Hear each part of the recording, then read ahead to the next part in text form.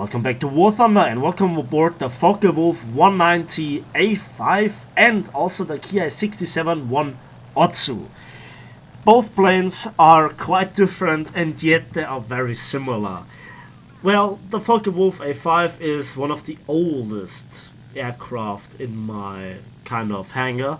The Ki-67-I Otsu, well, it's just a few days old. Which one do I prefer? Obviously the Japanese bomber, as you will see later on. This is a double trouble video. I did a little bit of editing and I want to see if you guys like it. First of all, Focke-Wulf in its natural environment attacking a B-17 and dealing with a lockup at just over 600 because realistic flight models, remember, just British, American, or let's say British, Japanese and Russian planes have non-realistic flight models.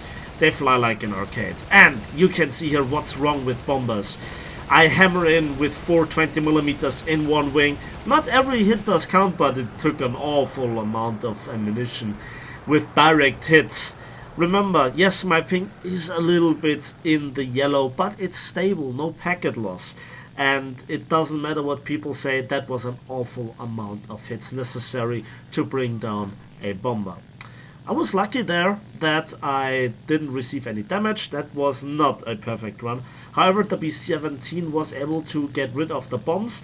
He did actually no damage to the base, which is really strange.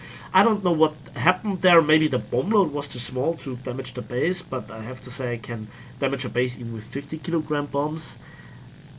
If you know what happened there, please tell me. So, and at this moment, I'm actually in a position that I don't like to be. I'm below the enemy, and I'm in a Focke-Wulf. Not in a Spitfire, not in any kind of Japanese super fighter. No, I'm in a Focke-Wulf. Oh boy, and I have the smoke on. Oh, this is gonna be good. So, defensive flying, and we have a customer. And it is the American premium version, the Focke-Wulf 190A-8. So let's dance, bro, let's dance. And you know, I'm quite confident because this is another German plane. I easily have him. Yes, he also has roll rate, but hey, it's just an A8. I'm an A5. We have practically the same amount of guns, but different kinds.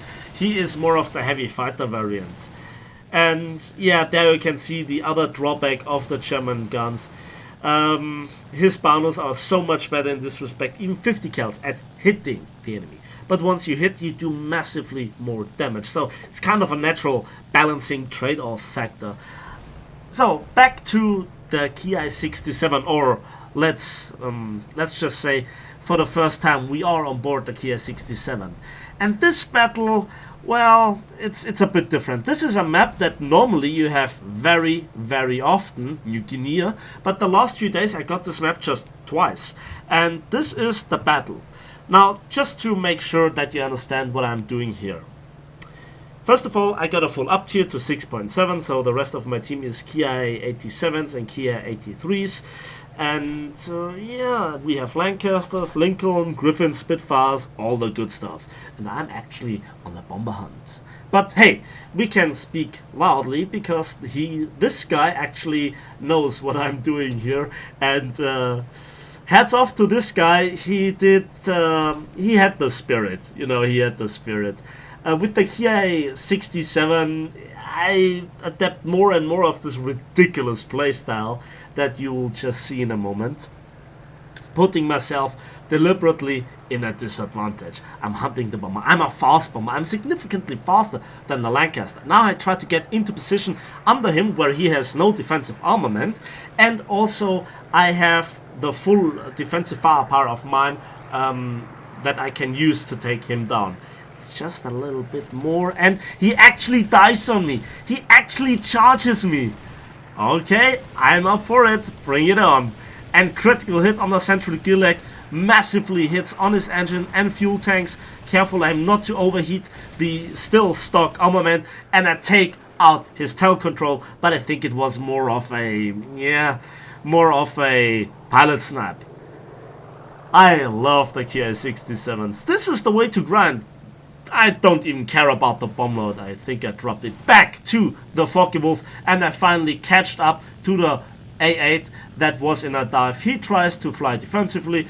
Let him roll. You know, I'm doing the same that I do in Spitfires. He can't escape. He is less maneuverable than I am. He tries to make me overshoot, but careful aim takes care of his wing. So, nicely done. Ease. Yes, I'm a bit cocky when it comes to facing German aircraft. Whatever skill you put in, once you have a cold-blooded pilot behind you, well, there is not too much that you can do. Oh, you can dive away and so on. I discussed it in numerous videos, and this is not the topic of today's video. A little hit on the Spitfire Mark 5C, and watch closely what happens. I know where he is going, and I'm rolling, and I cut off his wing. Easy. He's not dead.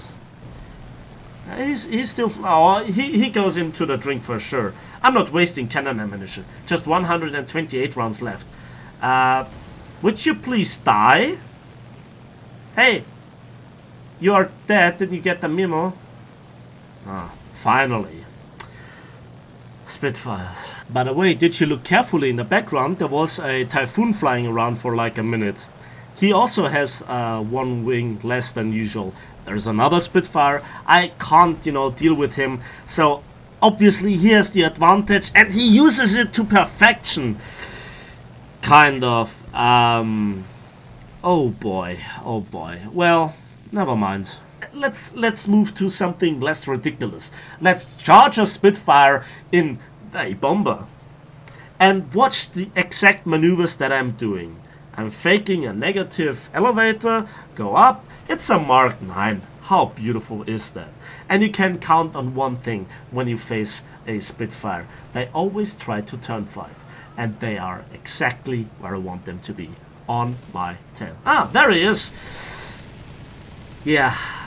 Careful aim, and the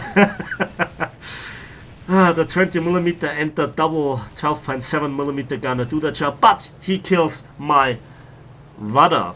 Yeah, but he is down. And a Ki-67 is charging in to take care of the other Spitfire, and that gives me the opportunity to just simply dive away towards the airfield to repair and rearm.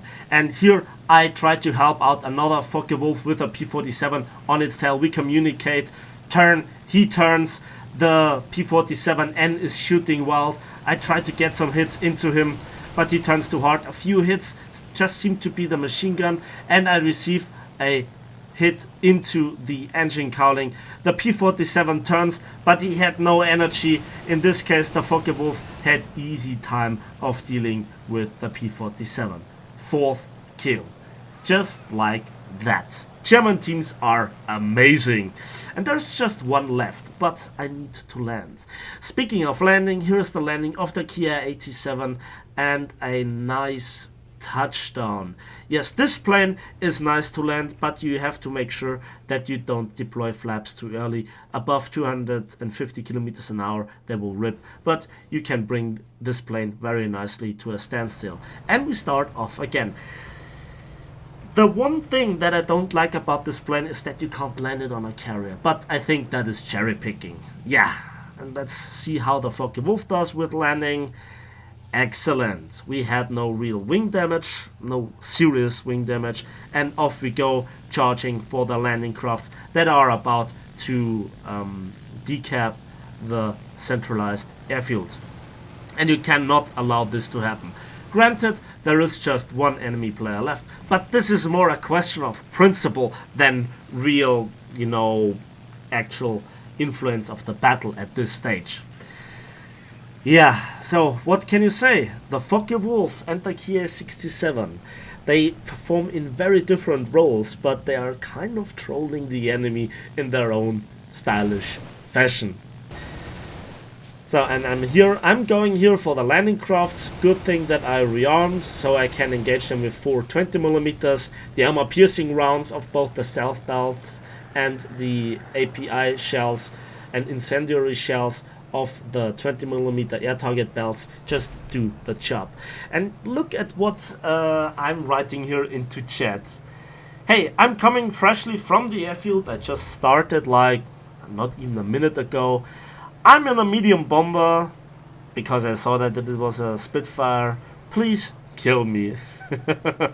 You guys know what I want to do. So, and here I'm in a Focke-Wulf. I spotted the dot of the P-51 earlier. He obviously tries to land on the carrier, but I'm not the only one charging him, and we are here on the race. We want the 5th kill. We want the ace in the day, don't we? Yeah.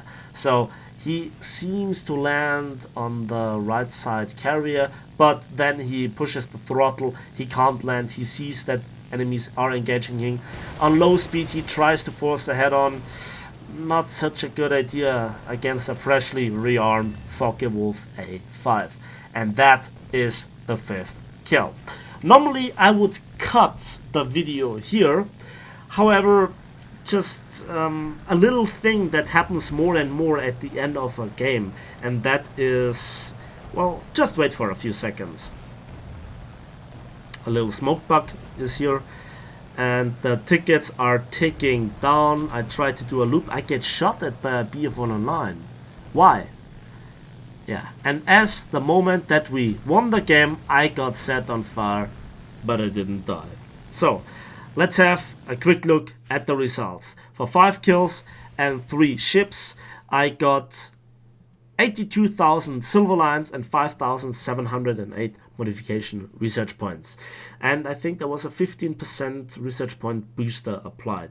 A lot of nice rewards. So mission marker is a thing, or mission maker rather, and survivor. It's always nice to get this kind of achievements that give bonus additional silver lines, although I don't think that they are really responsible for the massive income that you have in planes in comparison to tanks. First place with over 4,320 score points is always nice, especially on Norway. Norway is my favorite map because you don't overheat the oil. Yes, there was a recent change, but it doesn't matter. So, and here you can see he said no Ratte, and I was rage. I wanted that 3rd kill, but nope, he bailed actually out. So, yeah, what's with those discounts lately?